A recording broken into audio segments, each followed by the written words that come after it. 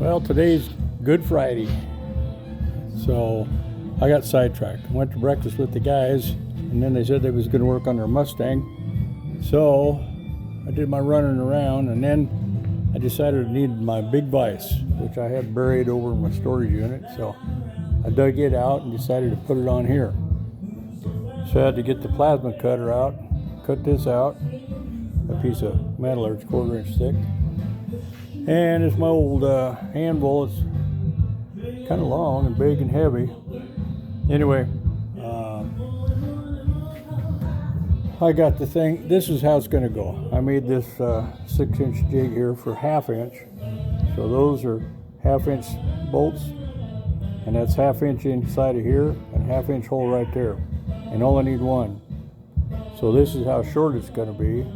But I got to cut it about there, and then I got to take the die grinder and, kind of make a half moon out of there so that this thing will fit around this.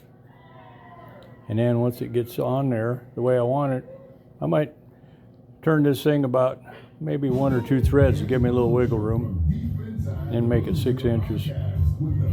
And the rest of this is going to be in the bone pile. And here's the other one, so I'm going to cut it off, do the exact same thing for it, and it'll take the place of these things here. I'm not going to use them after all the trouble I went through. Holy crap. Well, that's kind of the way it goes. I'm going to call it a night. My hands are all dirty. And hope you enjoyed that start up of that Mustang. That's fired right off. I mean, he hit the key and boom, it started. And it was a motor that he got from Sioux Falls, South Dakota, and they're going to go drag racing. Here's another project I've been working on. See, this is 2 minutes. And I got about so far and quit.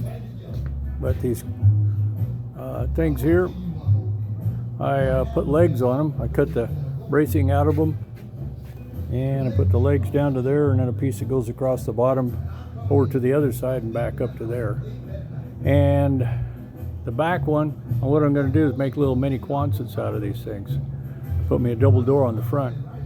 So I got those. I figured I'd put them every 4 foot and make it long, and put tin over the top and down the sides, and then if I put a car in it, then it'll hold it in place. I don't have to bolt it or nothing. So 8 foot wide, 8 foot tall, and all the bracing I've cut out of them, I butt welded them together. This is kind of how I come up with extra tubing. So here's what I did with a couple of Harbor Freight toolboxes. They're $1,000 a piece, and then that one that hangs on the side, I just took the wheels off and put a piece of plywood in there, and being it's up against the wall there, if anything falls down the back, I put me a piece of wood along the wall that right up against the back of it that angles down, so anything falls over the back, it's going to go down there and fall down there where I can get it. So, food for thought for somebody. I'm done.